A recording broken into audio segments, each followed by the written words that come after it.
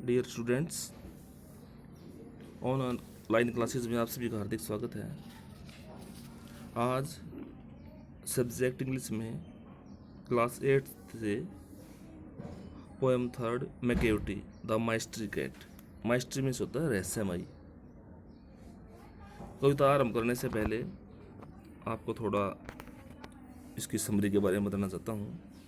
This poem is about A master criminal, यानी कि यह कविता एक शातिर अपराधी के बारे में है और पोएट जिसे मैकेवटी कहकर बुलाता है वह एक कैट है।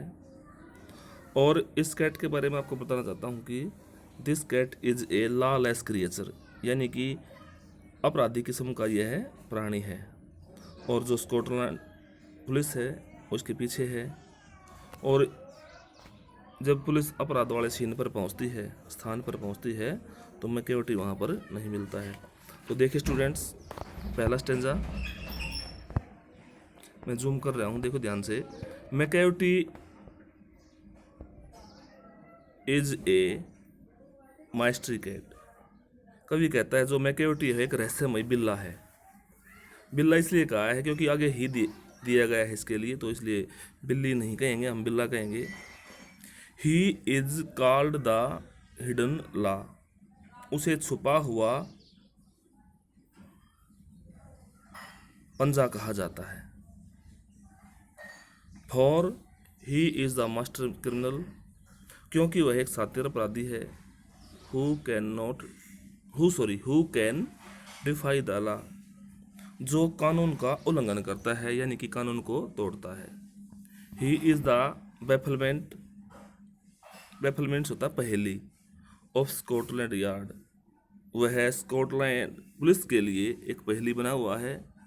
The flying squad despair, flying squad का था उड़न दस्ता, और जो उड़न दस्ता है वह उसके लिए निराशा बना हुआ है, यानी कि उनको नहीं मिल रहा है वो। डिस्पेयर मीन्स होता है निराशा।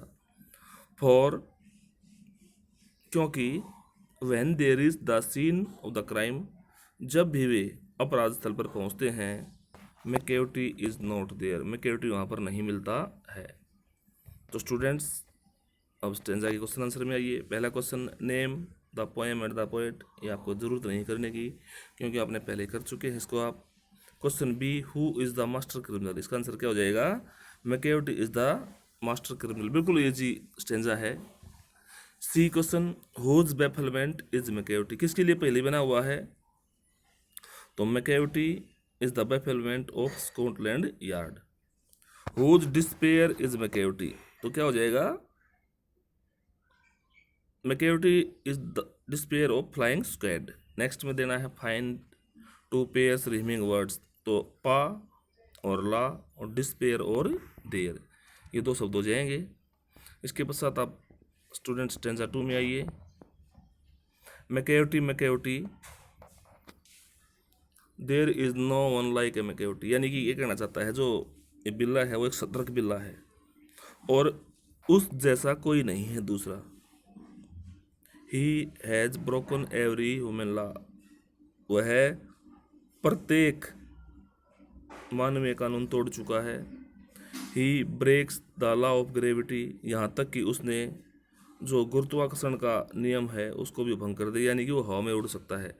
हिज पावर ऑफ लेविनेशन में होता है हवा में तैरना, उसकी हवा में जो तैरने की ताकत है would make a fakir stair, फकीर का मतलब साधु संत कह सकते हैं, और वह एक फकीर को भी स्तब्ध कर देता है, उसकी जो पावर है। And when you reach the scene of the crime, और जब आप अपराध स्थल पर पहुंचते हैं, Macavity is not there, Macavity वहाँ नहीं होता है। यू मे सीक हिम, आप उसे ढूंढ सकते हैं। कहाँ पे? इन द बेसमेंट, तय खाने में। You may look up in the air, आप उसे हवा में देख सकते हैं। बट, लेकिन, आई टेल यू, ये आई शब्द कवि के लिए प्रयोग किया गया स्टूडेंट्स। वो कहना चाहता है कि मैं आपको एक बार वंस अगेन बताना चाहता हूँ, Macavity is not there, Macavity वहाँ नहीं है। तो क्वेश्चन आंसर में आइए। फर्स्ट क्वेश्चन है, is there anyone like Macavity, क्या मैकेवटी की तरह कोई दूसरा है? तो इसका आंसर हो जाएगा no, there is no one like Macavity. Answer भी दिए गए हैं सीधे। वट हैज ही ब्रोकन, क्या तोड़ चुका है, ही has broken every human law. And आगे लिखना चाहें तो लॉ ऑफ ग्रेविटी भी लिख सकते हैं। What would make a fakir stair, जो एक फकीर है वो कब स्तब्ध हो जाएगा। His powers of levitation would make a fakir stare, कर देंगी। यानी कि वुड का मतलब क्या है, मैंने पहले भी आपको बताया था, जब वहाँ मुड मॉडल प्रयोग होता है, इसका मतलब वहाँ पर कल्पना की गई है। What is the strange about him, उसके बारे में क्या अद्भुत है। It is strange about him that we can not find him at the scene of a crime. अंतिम क्वेश्चन, रिम वर्ड्स बताने हैं, Macavity and gravity and stair and there. तो स्टूडेंट्स, आज आपको पोएम 3 के दोनों स्टेंजा करवा दिए गए हैं। आपको इसका रिवीजन करना अच्छी प्रकार से, लिख आप पहले चुके हैं। अब जो मैंने पहले काम करवाया था लास्ट मंथ, उस सभी का रिवीजन चल रहा है कि लेसन पोएम आपको पढ़ाई जा रही है। इसका फ़ायदा उठाएं लॉकडाउन अवधि के दौरान, और घर पे ज़रूर स्टडी करें। और जिस सब्जेक्ट का लिखा ये काम आपका आ रहा है, उस लिखा ये काम को भली भांति अच्छी प्रकार से साफ साफ राइटिंग में गलतियाँ ना हो, वो आपको करना है।